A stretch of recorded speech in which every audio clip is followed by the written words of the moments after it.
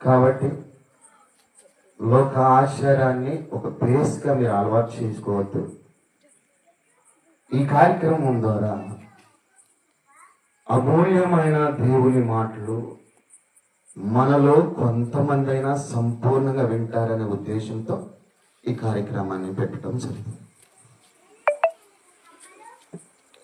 నేను మీ మధ్య పెరిగిన వాడిని. చిన్నప్పటి నుండి నన్ను మీరు చూస్తున్నారు. చిన్నప్పటి నుండి దైవజనులు ఆత్మీయ తండ్రి గారి చేతుల మీదుగా మేము కూడా ఆత్మీయతలో అంటే కొంచెం బేస్ తగ్గేది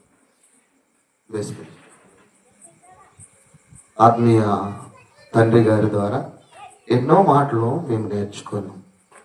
అట్లని నాకే అంతా తెలుసు మీకు తెలియదని ఉద్దేశంతో నేను చెప్పట్లా. నాకంటే అనుభవం గల వాళ్ళు ఉన్నారు, వయసులో పెద్దవాళ్ళు ఉన్నారు, ఎన్నో సంవత్సరాల నుంచి సంఘానికి వెళుతున్న వారు కూడా ఉన్నారు.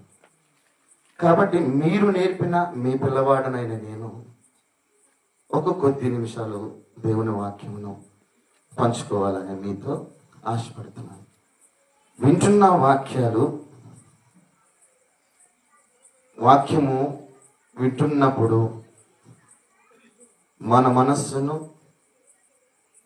హృదయమును, మనస్సాక్షిని, మనోనేత్రమును మంచి చెడుల తెలివి అనే వివేచన కలిగిన ఈ ఆత్మతో మీరు శ్రద్ధగా వినాలి. మనస్సు ఒక దగ్గర, శరీరం ఒక దగ్గర ఉంటే వాక్యం మీకు వెళ్ళదు.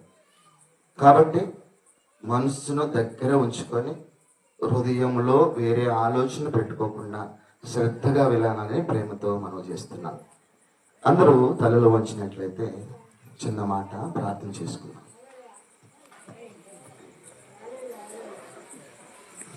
మహాలోకంలో అత్యున్నత సింహాసనంపై ఆసనుడు ఉండి నిరంతరము స్తోత్రాలున్న కన్న తండ్రి, నీకు స్తోత్రములు దేవా.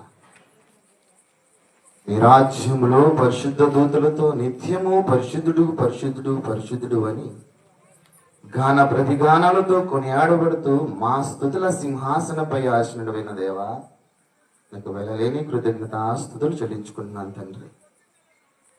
నీ దయా కనికరములను బట్టి తండ్రి మాకు ఒక దినాన్ని బహుమానం ఇచ్చావయ్యా. ఈ దినమంతట్లో తండ్రి నీ రెక్కలు నీడలో కాచి భద్రపరిచి రాత్రికాల సమయంలో మీ పాదాల చెంత మిమ్మల్ని స్తుతించు మా జీవ గానములతో నిన్ను మయంపరుస్తూ నీవిచ్చిన వాక్యములోని మాటలు మేము వినటానికి నీ కృపను అనుగ్రహిస్తున్నందుకు నీకు స్తోత్రం చెల్లించుకుంటున్నా దేవా. నిరీక్షణ రక్షణను బట్టి మా ప్రభువైన యేసుక్రీస్తు వారు తన ప్రాణముల కంటే మమ్మల్ని ఎక్కువగా ప్రేమించి నీకు కుమారులుగా చేయాలని మమ్మల్ని ఈ విధంగా నిలబెట్టుకున్న నీ కుమారుని బట్టి నీకు స్తోత్రం చెల్లించుకుంటున్నాం.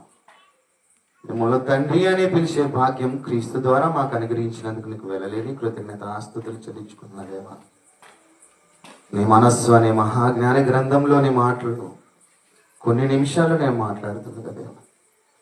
నీ ఆత్మ సహాయం అనుగ్రహించి అర్థమయ్యే రీతిలో నీ పిల్లలకు బోధించే జ్ఞానమును నాకు అనుగ్రహించమని సకల విధములైన మహిమ ఘనత ప్రభావాలు మీకే చెల్లించుకుంటూ యేసుక్రీస్తు వారి అతి శ్రేష్టమైన నామంలో ప్రార్థించి స్తుతించి అడిగి వేడుకుంటున్నాను తండ్రి, ఆమేన్. మరొకసారి మీకు అందరికీ హృదయపూర్వకమైన వందనములు తెలియజేసుకుంటున్నాను. దేవుడు ఈరోజు మనతో మాట్లాడుతున్న మాటను శ్రద్ధగా వినాలని మీకు తెలియజేస్తున్నాను. ఏం తెలియజేస్తున్నాడు ఈరోజు దేవుడు మనకి? ప్రతి కోరికలో, అది ఆదరణ కోరిక కావచ్చు, కుటుంబ కోరిక కావచ్చు, ఆరాధన కావచ్చు, సువార్త కావచ్చు, దేంట్లోనైనా మనం వింటున్న వాక్యమును హృదయంలో మోసుకొని వెంటకి వెళ్తున్నావా లేదనేది తెలియజేయాలి. ఎవరు మాట్లాడొద్దండి, అందరూ మీ మనస్సును వాక్యంపై ఉంచాలని ప్రేమతో మీకు తెలియజేస్తున్నాను. ఈరోజు దేవుడు మనతో మాట్లాడుతున్న మాట, నీవు ఎంతకాలము అబద్ధము ఆడుకుంటూ తిరుగుతావు. చెప్పే నాకును వింటున్న మీకును దేవుడు తెలియజేస్తున్న వాక్కు, ఎంతకాలము అబద్ధము ఆడుకుంటూ ఉంటావు. కీర్తనల గ్రంథము 12వ అధ్యాయము 1 నుండి 4 వచనాల వరకు చదువుతాం. కీర్తనల గ్రంథము 12వ అధ్యాయము 1 నుండి 4 వచనాలు. యెహోవా నన్ను రక్షింపుము, భక్తి గలవారు లేకపోయిరి, విశ్వాసులు నరులలో నుండకుండా గతించిపోయిరి. అందరూ ఒకరితో ఒకరు అబద్ధమాడుచుందురు, మోసకరమైన మనసు గలవారై ఇచ్చకములాడు పెదవులతో పలుకుదురు. యెహోవా ఇచ్చకములాడు పెదవులన్నిటిని, బింకములాడు నాలుకలన్నిటిని కోసివేయును. మా నాలుకల చేత మేము సాధించదము, మా పెదవులు మావి, మాకు ప్రభు ఎవడని వారనుకుందురు అనే మాటలు మనం చదువుకున్నాం. దేవుడు ఈరోజు మనతో మాట్లాడుతున్న మాట, ఎంతకాలము అబద్ధమాడతావు నువ్వు? అబద్ధాన్ని మానలేవా? అబద్ధమునకు దూరంగా ఉండమనే వాక్యం మనకు తెలియజేస్తుంది. ఆడుతున్నారా? ఆడట్లేదా? క్రైస్తవులమైన మనం ఆడుతున్నామండి. అబద్ధము ఆడని నరుడెవడు భూమి మీద? అది కామన్. భూమి మీద 850 కోట్ల మంది జనాభాలో అబద్ధం ఆడిన మనిషి ఎవడున్నాడు అనేది కామన్ అండి. అది అబద్ధం అనేది కామన్ అని ఎవరు చెప్తారు? సమాజం చెప్తుంది, కానీ బైబిల్ అలా చెప్పదు. అబద్ధం ఆడితే నేను ఒప్పుకోను అంటుంది బైబిల్. అబద్ధమాడు పెదవుల్ని నేను కోసివేస్తానంటుంది బైబిల్. బెంకములాడు వారిని నేను త్రోవ తప్పిస్తానంటుంది బైబిల్. మా పెదవులు మావి, మా నోరు మాది, మా ఇష్టం, ఎన్నిసార్లైనా అబద్ధం అంటుంది లోకం. కానీ బైబిల్ అదా చెప్పలా. అబద్ధమాడు వారిని దేవుడు ఏం చేస్తున్నాడు? వాళ్ళ నాలుకను కట్ చేస్తా అంటాడు. ఇప్పుడు క్రైస్తవులమైన మనము అబద్ధం ఆడటానికే వచ్చామా సంఘంలోనికి? మీరు అందుకే నేను మొట్టమొదటి చెప్పినప్పుడు మీ మనస్సును, మీ హృదయమును, మీ మనస్సాక్షిని, మీ మనోనేత్రమును అంత దగ్గర పెట్టుకుని వాక్యం అంటున్నాను. నేను మనస్సు ఎక్కడో బాడీ ఎక్కడో ఉన్నట్టుగా వాక్యం వినొద్దు. ఈరోజు నాతోనూ నీతోనూ దేవుడు మాట్లాడుతున్న ఒక హెచ్చరిక ఏంటంటే, నువ్వు ఎంతకాలం అబద్ధం ఆడుకుంటూ బ్రతుకుతావు? భార్య భర్తతో అబద్ధం ఆడుతూ వస్తుంది, భర్త భార్యతో అబద్ధం ఆడుకుంటూ వస్తుంటాడు, పిల్లలు తల్లిదండ్రులతో అబద్ధం ఆడుకుంటూ వస్తారు. ఇలా చెప్పుకుంటూ పోతే అబద్ధము అనేది ఈ లోకంలో నిండిపోయింది. అబద్ధమే ఏలుతుంది లోకం. నువ్వు నీ భర్తను మోసం చేస్తున్నావు, భార్యవైన నువ్వు నీ భర్తను మోసం చేస్తున్నావు, భర్తవైన నీవు నీ భార్యను మోసం చేస్తున్నావు, స్నేహితులను మోసం చేస్తున్నావు, కట్టుకున్న కడుపును పుట్టిన పిల్లలతో కూడా నువ్వు అబద్ధం ఆడుతున్నావు. అబద్ధం ఆడట్లేదా? మీరు మనస్సాక్షిని ఒప్పుకోవాలి. లోకం అన్నట్లుగా, లోకం తీరుగా మనం బ్రతికితే లోకం అంటుంది అబద్ధవాడిన మనిషి ఎవడో చెప్పయ్యా అని. బైబిల్ చెప్తుంది అబద్ధవాడిన భక్తులు చాలా మంది ఉన్నారు బైబిల్ గ్రంథంలో. ఉన్నారట లేరంట? ఇప్పుడు అబద్ధాన్ని నింపుకొని ప్రతిసారి దేవుని దగ్గర ఎన్నిసార్లు పొందుతాం మనం? అర్థమవుతుంది? ఎన్నిసార్లు అబద్ధం ఆడతారు మీరు? వాక్యం మనల్ని హెచ్చరిస్తున్నప్పుడు, నీ మనస్సాక్షి దగ్గరికి వాక్యం వచ్చినప్పుడు దాన్ని నెట్టి వేస్తే నీ పరిస్థితి ఎలా ఉంటుంది ఒకసారి ఆలోచన చేసుకోవాలి. దాన్ని నెట్టి వేస్తే మన పరిస్థితి ఎలా ఉంటుంది అనేది మనం ఆలోచన చేసుకుంటూ ముందుకు సాగాలి. అబద్ధం అబద్ధం అబద్ధం అన్నట్టు లోకం నిండిపోయినట్టుగా క్రైస్తవులు కూడా అబద్ధం ఆడటానికి ఎక్కువ అలవాటు పడిపోతున్నారు. ఇప్పుడు ఏమంటారంటే, క్రైస్తవులలో అబద్ధం ఆడినవాడు ఎవరు ఉన్నాయా? ఆడుతున్నారు కదా అందరూ అంటారు. అవునంటారా కదా? అంటే ఒకరిని చూసి ఇంకొకళ్ళని చూసి ఇంకొకళ్ళు దానికి అలవాటు పడుతున్నాం తప్ప నిజాయితీగా నేను అబద్ధం ఆడుకోకుండా ఉండాలని ఎవరైనా అనుకుంటున్నామా? మనం అనుకోవట్లేదు కాబట్టి అసలు మనం విన్నామా? క్రీస్తు బలి అనాది సంకల్పంలో ఎందుకు నిర్ణయింపబడ్డదంటే, అలా అబద్ధం ఆడుతున్నా మన కోసమే. అబద్ధం ఆడిన నరుడు ఎవడు ఉన్నాడని నువ్వు అంటున్నావు, కానీ అబద్ధం ఆడిన వారు బైబిల్లో ఉన్నారని బైబిల్ చెప్తుంది మనకి. యేసుక్రీస్తు వారు అబద్ధం ఆడిందా? అబద్ధం ఆడుకుంటూ తిరిగాడా? తండ్రి అయిన దేవుడు అబద్ధం ఆడిందా? పరిశుద్ధాత్మ వరం పొందుకున్న పరిశుద్ధాత్మ మనలో ఉండి ఏమన్నా అబద్ధం ఆడిస్తుండా? దుఃఖపడుతున్నాడు నువ్వు అబద్ధం ఆడుతున్న ప్రతిసారి. నువ్వు మారాలని, తన రూపంలోకి రావాలని, తన రూపంలో నువ్వు బ్రతకాలి. రూపం అనగా మనం నిన్న విన్నాం, ఆ మాటలు నేను మళ్ళీ జ్ఞాపకం చేయట్లేదు. కానీ మీకు తన రూపంలోకి మనం రాలని ఎవరెవరిని ఇచ్చాడు తెలుసా మనకి? ప్రభు అయిన యేసుక్రీస్తు వారిని మన కోసం ఇచ్చాడు. అది కాదన్నట్లుగా ప్రభు అయిన యేసుక్రీస్తు వారి రక్తంలో కడగబడి పరిశుద్ధపరచబడి నీతిమంతులుగా ఉంటారు, అంతకంతకు అభివృద్ధి పొందుకుంటారు అని దేవుడు ఇంకేం చేశాడంటే పరిశుద్ధాత్మను వరంగా ఇచ్చాడు నీకు. పరిశుద్ధాత్మను వరంగానే ఇవ్వకుండా నిన్ను నిబంధన సంబంధిని చేశాడు. నిబంధన సంబంధిని కాకుండా సంఘము అనే పరిధిని మనకి ఏర్పాటు చేశాడు. సంఘము అనే పరిధిలో ఒక సేవకుని ఏర్పాటు చేశాడు. ఈ పరిధిలో మనం ఉంటే ఇంకెన్ని రోజులు అబద్ధం ఆడుకుంటూ బతుకుతాం మనం? నీ కోసం ప్రాణం పెట్టడానికి క్రీస్తు ఇచ్చాడు. నిన్ను నా సత్యవాక్యంలో నడిపించడానికి పరిశుద్ధాత్మని ఇచ్చాడు. నువ్వు నిబంధన సంబంధమై త్రోవ తప్పి తిరగకుండా క్రొత్త నిబంధన సంబంధుడిగా నిన్ను చేశాడు.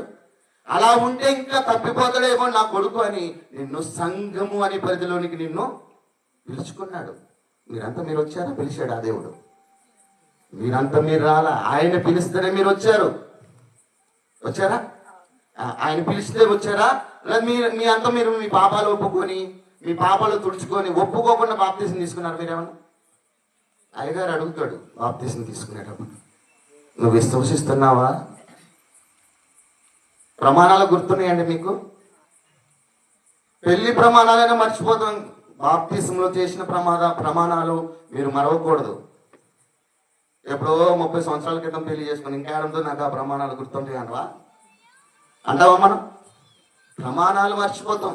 నువ్వు మారటానికి నువ్వు ప్రమాణం చేసినా, నువ్వు ఒప్పుకున్నా ఆ ఒప్పుకోలు నీకు గుర్తుందా లేదా? ఉందంటారా? యేసుక్రీస్తు మన పాపములన్నింటినీ కడుగుతున్నారని నువ్వు విశ్వసిస్తున్నావా? విశ్వసిస్తున్నాను చేతులు విశ్వాసమే లేదన్నట్టు చేతులు ఎత్తుంది. మళ్ళీ సగం ఉండి సగం లేపి ఇంకా లేపాలా అన్నట్టు లేకపోద్దు. నువ్వు విశ్వసించావా లేదా? విశ్వసిస్తే గట్టిగా లేదు. గట్టిగా లేపినప్పుడు మరి నువ్వు అబద్ధం ఆడకుండా బతుకుతున్నావా? నువ్వు మనస్సాక్షిని ఈరోజు ఈ రాత్రికాల సమయంలో ప్రభు అయిన యేసుక్రీస్తు వారి ఇక్కడ నిలబడి, నేను బ్రతికి ఉన్న కాలంలో అనేక మంది విశ్వాసం కలిగి బ్రతికారయ్యా, నేను వచ్చే మీలో విశ్వాసం వెతుకుతున్నా ఉందో లేదా? విశ్వాస కొలమానం ఎంత చెప్పు? విశ్వాస కొలమానం ఆవగింజంతే. ఎంత బరువు ఉంటుంది అంటారు? కిలో ఉండదా? కొంచెమే ఉంటుంది. అది ఆ కొలమానంలో కూడా మన విశ్వాస జీవితాన్ని దాటలేక, ముందుకు సాగలేక, ఎదుటి వారిపై నిందలు మోపుకుంటూ మన జీవితం ఎట్లుంటుంది తెలుసా మీకు? 3 ముసలోళ్ళు కూర్చోరనుకోండి, ఎప్పుడన్నా దేవుడు మాటలు మాట్లాడుకున్నట్టు చెవులు వినపడ్డాయి మనకి. ఎందుకని? ముసలోళ్ళు మాట్లాడే దేని గురించి? ఆ అమ్మ గురించి, ఈ అమ్మ గురించి, ఆ అమ్మ గురించి, వాళ్ళ కోడల గురించి, వీళ్ళ కోడల గురించి లేనిపోని అన్ని మాట్లాడుకుంటూ కాలం గడిపేటట్టుగా మనం ఉండొద్దు అంటుంది బైబిల్. ముసలమ్మ ముచ్చట్లకు చాలా దూరంగా ఉండండి అంటాడు దేవుడు. నువ్వు ఇద్దరు ముగ్గురు మాట్లాడుతున్నా నీ సంభాషణ ఎట్లే ఉండాలి కదా, ప్రతిసారి దేవుని గురించి మాట్లాడుతూ ఉప్పు వేసినట్లుగా ఉండాలి మన సంభాషణ. అలా బ్రతకలేకపోతున్నాం మనం. ఒకసారి నిర్గమాకాండము 20వ అధ్యాయము, నిర్గమాకాండము 23వ అధ్యాయము 7వ వచనాన్ని ఒకసారి చదువుకున్నాం. నిర్గమాకాండము 23వ అధ్యాయము 7వ వచనం.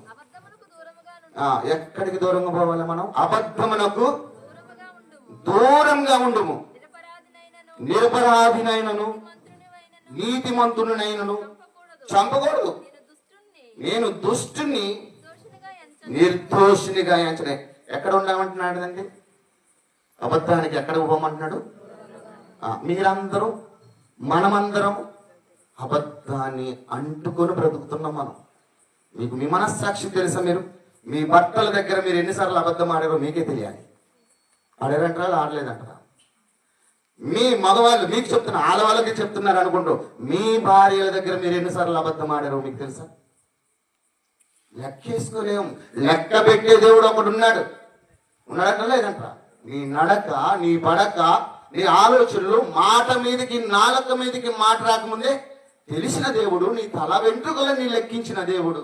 నువ్వు ఎన్నిసార్లు అబద్ధవాడిలో లెక్కేసే శక్తి గల దేవుడు ఉన్నాడని గ్రహిస్తున్నావా? గ్రహించాం మనం వాటి విషయంలో. వింటున్నాం వెళ్తున్నాం, వింటున్నాం వెళ్తున్నాం, వింటున్నాం వెళ్తున్నాం, కానీ ఈ మాటలు మన హృదయంలోకి ఎందుకు వెళ్ళట్లేదు? అబద్ధమే కదా, చిన్నదేగా. చిన్న పాపం పెద్ద పాపం కౌంటింగ్ ఏమన్నా బైబిల్ చెప్పిందట్లేమన్నా? లోకం అంటది, పోలీస్ స్టేషన్లు అంటాయి, లాయర్లు అంటారు, న్యాయస్థానాలు అంటాయి. ఏమని? వాడు చేసింది చిన్న తప్పే కదా, మన్నించలో కొంచెం అంటాడంటారంట. పెద్ద మనుషులు ఊళ్ళలో తప్పు చేసిన వాళ్ళు పెద్ద మనుషులు ఏమంటారు? అరే వాడు చేసింది చిన్న తప్పే కదా, చిన్న అబద్ధమే కదా, వదిలేరా అంటారు. కానీ బైబిల్ ఏమైనా వదిలేయమని చెప్తుందా? ఒక్కసారి నీతిమంతులుగా తీర్చబడ్డ నీవు, ఒక్కసారి నీ పాపాలు ఒప్పుకున్న నీవు, ఒక్కసారి దేవుని వైపు తిరిగిన నీవు మళ్ళీ మళ్ళీ మళ్ళీ నువ్వు పాపంలో పడిపోతున్నావు అంటే దాని అర్థం ఏంటి? దేవుడంటే భయం లేదని అర్థం, సంఘం అంటే విలువ లేదని అర్థం, క్రీస్తు రక్తం అంటే మర్యాద లేదని అర్థం, పరిశుద్ధాత్మ అంటే అసలు భయమే లేదని అర్థం, సేవకుడు అంటే అసలు రెస్పెక్టే లేదని అర్థం. ఏ అర్థాల్లో మనం ఉన్నాం ఇప్పుడు? ఆలోచించేయాలి. ఈ రోజు ఈ క్షణంలో ఈ వాక్యం నీ దగ్గరకు వస్తుందనుకో, తెల్లారికలే నీకు మనసు మారాలి. ప్రతి చిన్నదానికి అబద్ధం ఆడి ఇంకో త్రోవలో ఏమైనా పరలోకం వెళ్ళగలుగుతావా? పరలోకానికి మార్గం ఎవరు? ఒకసారి చదువుగలుగుతా. యోహాను సువార్త 14వ అధ్యాయము 6వ వచనం. నేనే మార్గమును, నేనే సత్యమును, జీవమును, నా ద్వారానే తప్ప ఎవడును తండ్రి యొద్దకు. మీరేమైనా వెళ్తారా? వేరే త్రోవని ఏమైనా ఉందా మీకు? మనకందరికీ అబద్ధం ఆడుకుంటూ బ్రతికి పరలోకం వస్తుందని ఏమైనా ఉందా మనకి? ఇంకొక త్రావ మీకు ఏదైనా ఉంటే అప్పుడు అబద్ధాన్ని మింగివేసి అబద్ధంతోనే జీవితాన్ని కొనసాగించుకుంటూ అబద్ధంలోనే మునిగిపోయి అబద్ధంతోనే చచ్చిపోతే పరలోకం వస్తుందా మనకి? మీరందరూ వచ్చింది దేనికి? ఇక్కడికంటే ఇక్కడికి కాదు. సంఘంలోకి పిలిచిన దేనికి మిమ్మల్ని? పరలోకం వెళ్ళాలని, దేవుని సన్నిధికి వెళ్ళాలని, దేవుడున్న ఆ లోకంలో ఉండాలని. అలా పిలిచిన ఆ దేవుణ్ణి ఎన్నిసార్లు మోసం చేస్తామండి మనం? మోసంతో బ్రతుకుతున్నామండి మనం.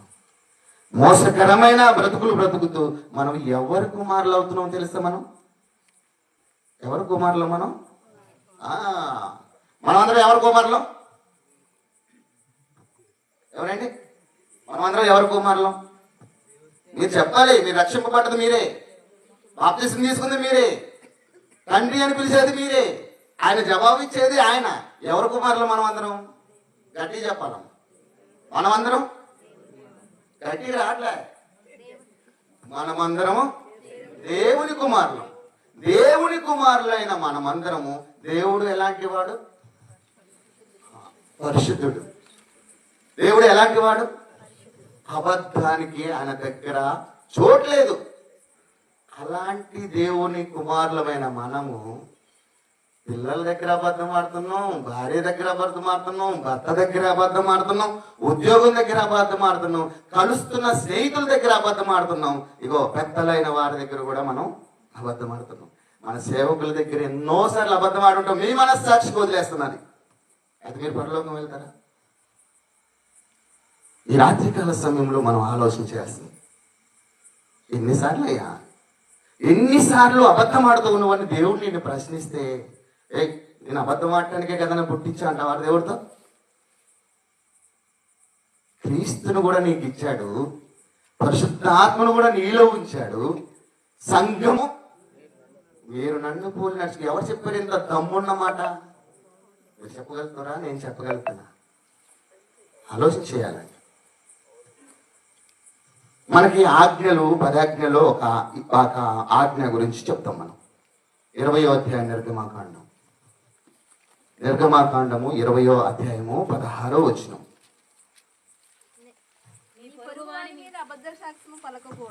నీ పొరుగు వాని మీద అబద్ధ సాక్ష్యము పలుకకూడదు. ఇది ఆజ్ఞనా లేకపోతే కాదా?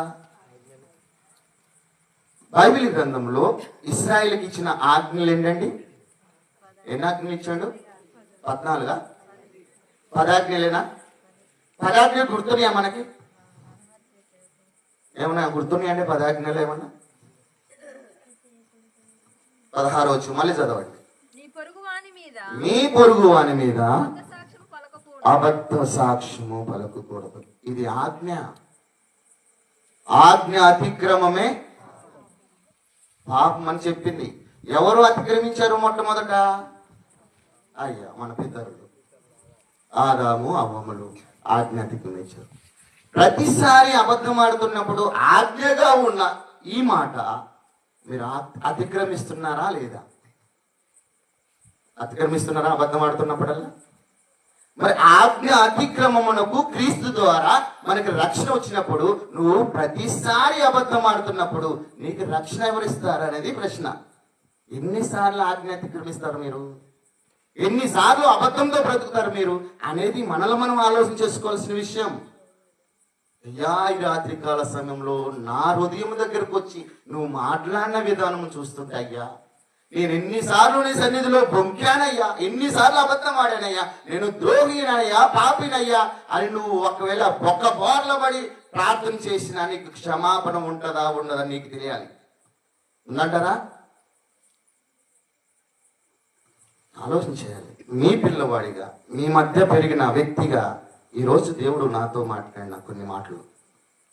అబద్ధం నాకు దూరంగా. భార్య భర్తను మోసం చేస్తుంది ప్రతి విషయంలో. భర్త కూడా భార్యని ఎన్నోసార్లు మోసం చేస్తుంటాడు ప్రతి విషయం. ఇదా సంసార బంధాన్ని ఏర్పాటు చేసింది, వివాహ బంధాన్ని ఏర్పాటు చేసింది అబద్ధాలతో బ్రతకండి అని చెప్పడానిక?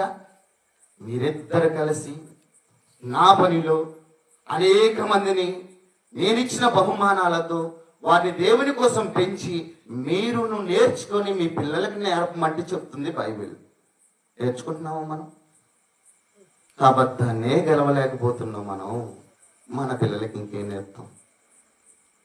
పిల్లోడు చిన్నతనంలో తప్పు చేసినప్పుడు ఒకేసారి ఒక మాట అంటాం మనం. ఏమంటాం తెలుసా? వేరే వాడిని తండ్రికి చేస్తామని, వేరే వాడికి కుమారుని చేస్తాం మనం. వాడు తప్పు చేసినప్పుడు గాడిద కొడక సిగ్గులేదురా నీకు అంటాం. అవునా? అంటారా? ఎన్నడూ ఈ పదాలు మేము ఆలోచన చేసుకోవాలి. అబద్ధం ఆడితే పూర్వకాలంలో శిక్ష అప్పటికప్పుడు అమలైంది. నిద్రపోవద్దమ్మా, మీరు నిద్రపోవడానికి మీరు రాలేదు. అబద్ధం ఆడతామంటే నిద్రపోతున్నట్టే మీరు ఏం చేయాలిగా? పరలోకం అంటుంది మనకే. నిద్రపోవడానికి మనం ఇక్కడ కూర్చుంది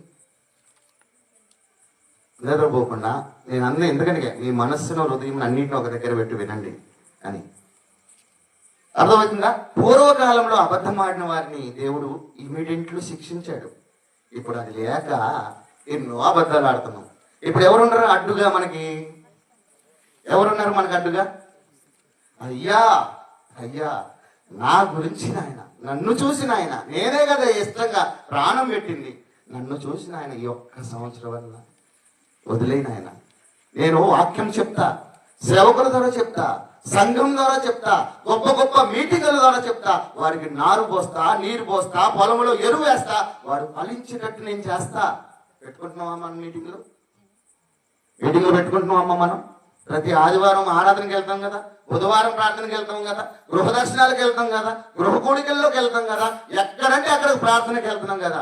ఇంకెప్పుడు మనం ఎదగట్లేదు, ఫలించేటట్టుగా ఉండట్లేదు. మనకు అడ్డుగా ఉండేవారంటే యేసుక్రీస్తు వారు. అయ్యా నన్ను చూసిన ఆయన వదిలే. పూర్వకాలంలో అబద్ధం ఆడి రోగాన్ని కొని తెచ్చుకున్న ఒక వ్యక్తి ఉన్నాడు. తెలుసా మీకు ఎవరు? రావాలి, అదే ఆ నోట్లో ఉంటుంది కానీ బయటికి ఎక్కలేకపోతున్నాం సార్, అంతే కదా. గెహాజీ ఎవరి దగ్గర అబద్ధం ఆడిండు ఆయన? ఎలీషా అనే ప్రవక్త దగ్గర అబద్ధం ఆడాడు. ఎందుకు అబద్ధం ఆడిండు? ఆయనకు బహుమానాలు ఇస్తుంటే మా యజమానికి బుద్ధి లేదు, ఆయన ఆస్తి ఎత్తుంటే వీళ్ళు తీసుకోకుండా ఉన్నాడని చెప్పేసి ఎలీషా గారు ప్రార్థన చేస్తున్నప్పుడు ఇతను ఏం చేశాడు? గెహాజీ గారు వరుణమన్న ఉరుగో పరుగు అని ఎవరిని కలుసుకోవడానికి? ఆ బహుమానాలు ఇచ్చే వారి దగ్గరికి పరుగుని వెళ్తుంటే వాళ్ళు ఏమన్నారు? ఎవరు ఉరుకొస్తున్నారయ్యా, ఆపండి రథాలు ఆపండి అన్నారా? అక్కడికక్కడ సంభాషణ ఎంత? ఆయన ఒకటే అడిగింది గెహాజీ. వీళ్ళు ఎంత ఇచ్చారు? 2 ఇచ్చారు, డబుల్ ఇచ్చారు. అది ఇంట్లో దాచిపెట్టి ఏమి తెలియనట్లుగా ఎలీషా గారి దగ్గరకు వచ్చి నిలబడుతూ మాట్లాడినప్పుడు ఎలీషా గారు ఒక మాట రాస్తారు. 2వ రాజుల గ్రంథము 5వ అధ్యాయము 20 నుండి 27 వచనాలలో ఇంకో సంభాషణ ఉంటుంది. ఇది మీకు తెలుసు కాబట్టి దాని గురించి నేను అంతగా ఉండలేదు. అప్పుడు ఎలీషా గారు గెహాజీ గారిని అడుగుతాడు, అయ్యా నువ్వు ఎక్కడి నుండి వచ్చావు? అయ్యా గెహాజీ నువ్వు ఎక్కడి నుంచి వచ్చావు?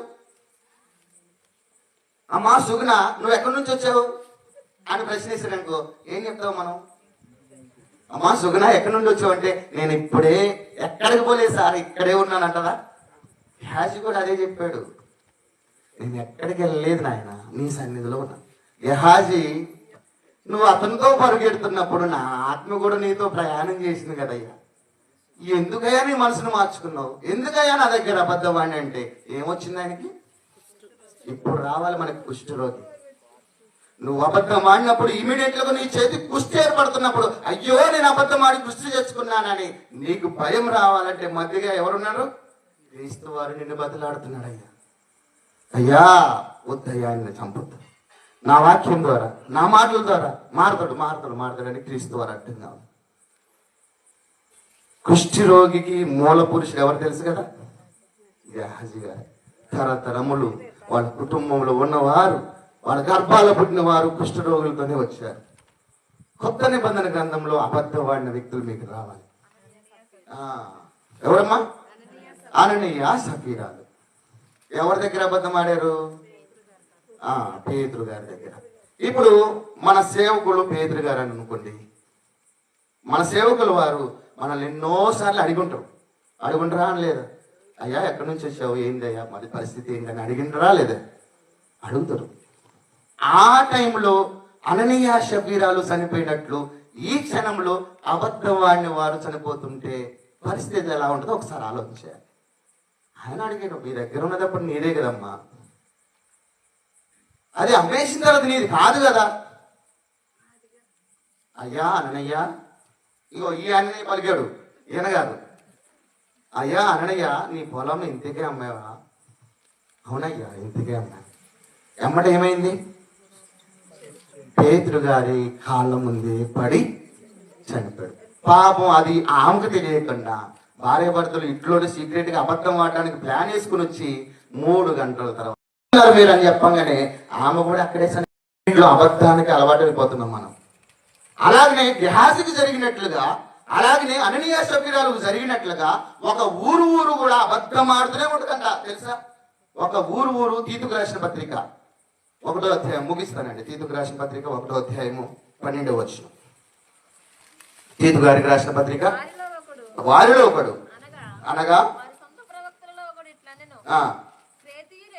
ప్రేతీయులు ఎల్లప్పుడూ ఏం చేస్తారంట? ఈ కందిబండ గ్రామంలోని పిల్లలందరూ ఈ కందిబండ గ్రామంలో ఉన్నవారని ఎప్పుడు అబద్ధికులే అంటే ఎట్లా ఉంటది?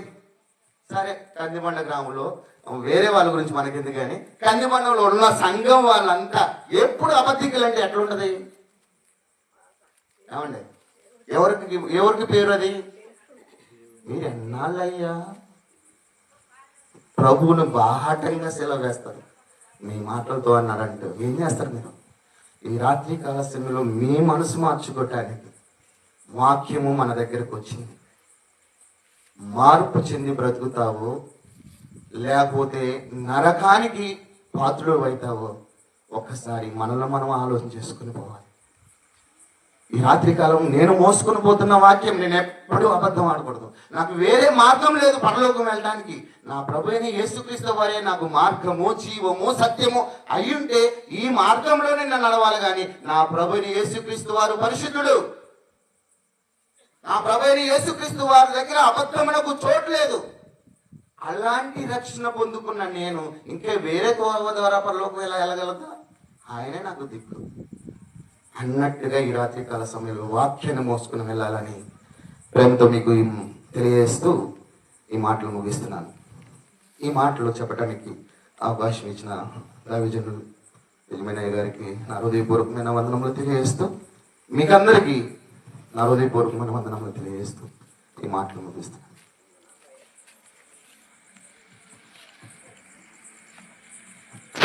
మంచిది. దేవుని మహాప్రభువుకి